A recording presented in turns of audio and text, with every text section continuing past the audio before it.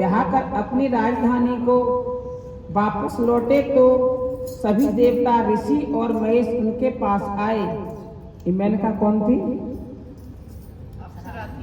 इंद्र के दरबार। वापस लौटे तो सभी देवता और ऋषि महेश उनके पास आए। महाराजा ने उन सबको यथायोग्य आदर सत्कार किया। देवताओं ने फिर हिमालय से कहा, हे राजेश्वर, अब देवताओं को कार्य तुम्हारे द्वारा संपन्न होगा। सती के शरीर त्यागने के संबंध में तुमको सब कुछ ज्ञात है। अतएव अब तुमको ऐसा उपाय करना चाहिए जिससे कि वह तुम्हारे यहाँ अवतरित हो। यह तभी हो सकता है जब कि तुम अपनी उनकी प्राप्ति के लिए तपस्या करो। हिमाचल ने देवताओं के आदेश अनुसार तप करना आरंभ कर दिया और मैं श्री विष्णु सहित देवताओं को साथ लेकर जगत जननी जगदम्बा के पास गए और उनसे कहा, उन्होंने कहने लगे, जगत जननी, जगत माता, आप सर्वश्रेष्ठ और महान हैं। आपकी महिमा अपार है। हम सब लोग आपकी शरण में आए हैं। अब आप दोबारा अवतार लेकर हम सबके मनोरथ पूर्ण करो, तभी सनकादि के वचन भी पूरे होंगे। हम लोगों की प्रार्थना सुनकर भगवती ने प्रसन्न होकर अत्यंत कोमल तथा मधुर स्वर में कहा, तुम लोगों की इच्छा अवश्य पूर्ण होगी। महाराजा हिमाचल और महारानी मेनका भी इसी उद्देश्य से तपस्या कर रहे हैं और इनके साथ ही साथ भगवान श्री सदाशिव जी महाराज की यही इच्छा है। ऐसा कहकर भगवती अंतर ध्यान हो गई और देवता प्रसन्नचित्त अपने धाम को लौट गए। चौथा अध्याय। वो शंकर भगवान की जय। ब्रह्मा जी बोले, हे नारद, देवताओं का आदेश मानकर हिमाचल और मेनका दोनों भगवती जगदम्बा सहित पूजन करने लगे। वहां लोग अष्टमी का व्रत रखकर भगवान श्री सदाशिव जी का पूजन करते थे। फिर नवमी के दिन धूप दीप आदि से भगवती का पूजन करते। कभी आहार के साथ और कभी निराहार रहकर जगदम्बा का पूजन करते। वह 27 वर्ष तक इसी प्रकार से तप करते रहे। उनकी तपस्या से प्रसन्न होकर भगवती ने उनको साक्षात दर्शन दिए। उनके श्री अंगों की सभी प्रभात काल के सूर्य के समान थी। मस्तक पर चंद्रमा का मुकुट था। वह उभरे हुए स्तनों और तीनों नेत्रों से उक्त थी। उनके मुख पर मुस्कान की छटा छाई हुई थी और हाथों में वरद, अंकुश, पाश एवं अभय मुद्रा शोभा दे रही थी। भगवती ने हिमाचल से कहा, वर मांगो। मेनका ने बारंबार नमस्कार करके कहा, मातेश्वरी, मैं तो आपकी शरण में हूँ। यदि आप मुझ पर प्रसन्न हो तो मुझको पहला वर यह दें कि मुझे रूपवान, गुणवान, बलवान, विद्वान 100 पुत्र प्राप्त हों। दूसरा वर यह दें कि आप स्वयं मेरी कन्या के रूप में आकर अवतार लें। भगवती यह सुनकर हंसकर बोली, इस प्रकार का वर मांगने वाली देवी, तुम धन्य हो। तुम्हारी इच्छा अवश्य पूरी होगी। तुम्हारे यहाँ 100 पुत्र होंगे और तुम्हारा बड़ा पुत्र अधिक बलवान होगा। और जो दूसरा वर तुमने मांगा है उससे मैं तुम्हारे यहाँ पुत्री रूप में जन्म लूंगी। दोनों वरदान देकर उमा देवी अंतर ध्यान हो गई। वो शंकर भगवान की जय, शंकर भगवान की जय। बंद करते हैं। 5वां अध्याय। श्री ब्रह्मा जी बोले, हे नारद, श्री सती जी के शरीर त्यागने के पश्चात भगवान उनके वियोग में दुखी होकर अब दूत के समान नंग धड़ंग होकर फिरने लगे। वह पर्याप्त समय तक इसी अवस्था में समस्त लोकों में घूमते रहे। उसके पश्चात उन्होंने कैलाश पर आकर समाधि धारण कर ली। बालों के खुलने से उनके मस्तक से पसीना चूकर पृथ्वी पर गिर पड़ा। इससे उसी समय एक बालक उत्पन्न हो गया। शादी हुई ना, बालक पहले हो गया। जिसकी की 4 भुजाएं थी और लाल वर्ण था। वह बालक प्रकट होने के साथ ही रोने लगा। उस बालक को देखकर पृथ्वी ने सोचा कि भगवान श्री सदाशिव जी महाराज इसका पालन पोषण भला बिना श्री सती देवी के कैसे कर सकते हैं। ऐसा विचार कर पृथ्वी एक सुंदर स्त्री का रूप धारण करके वहां आई और उसे अपना दूध पिलाकर उसका मुख चूसने लगी तथा उसको लाड़ लड़ाने लगी।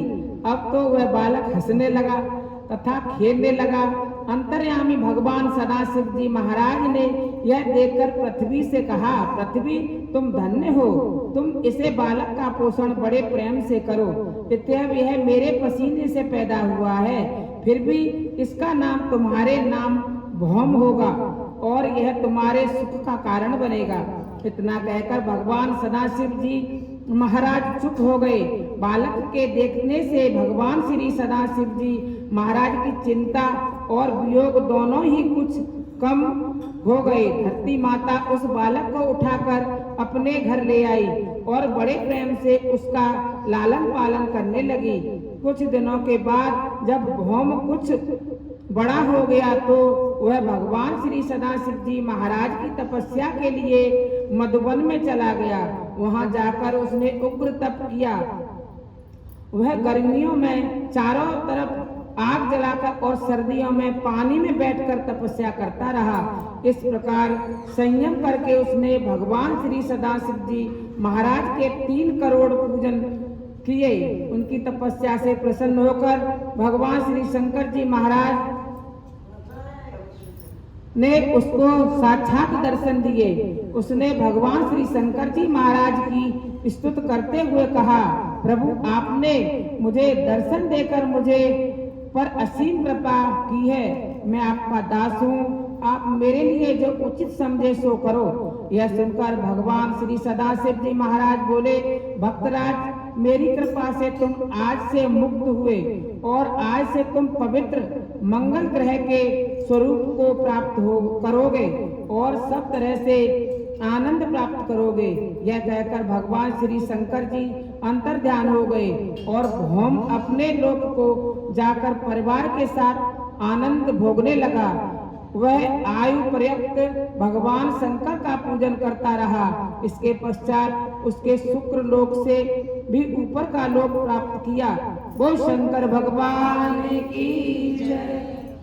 6वां अध्याय।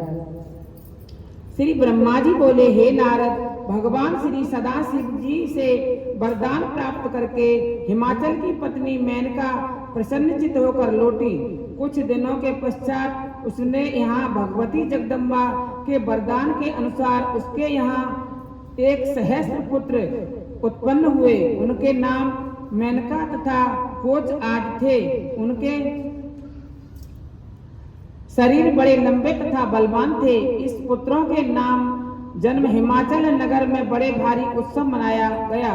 ब्राह्मणों को बहुत सा धन दान दिया गया। उसके पश्चात महाराज हिमाचल का कार्य सिद्ध करने के लिए भगवती सती महाराजा हिमाचल के हृदय में प्रविष्ट हो गई। उस तेज को शुभ मुहूर्त में मेनका को दान कर दिया। गर्भाधान के पश्चात मेनका का शरीर बड़ा ही तेजस्वी मालूम होने लगा। उसको देखकर महाराजा हिमाचल की यह दशा हो गई कि वह बार बार मेनका के पास आता है और उससे पूछता है उसको किसी वस्तु की आवश्यकता नहीं है। उस समय मेनका लज्जित सी होकर कुछ उत्तर न देती थी। मेनका किस वस्तु की इच्छा करती थी वह उसे अपने आप ही प्राप्त हो जाती थी। जितना ही गर्भ बढ़ता जाता था उतना ही मेनका का शरीर तेजस्वी मालूम होता था। गर्भावस्था के संस्कारों को हिमाचल ने बड़ी धूमधाम से मनाया। उस समय भगवान श्री विष्णु ने अन्य देवताओं सहित मेनका के गर्भ में प्रविष्ट होकर भगवती की स्तुति की। इसके पश्चात वह अपने स्थान को वापस लौट आए। 9वां मास बीत जाने पर 10वां मास आरंभ हुआ। तब पृथ्वी और आकाश में शुभ सगुन होने लगे। किसी को किसी प्रकार का दुख न रहा।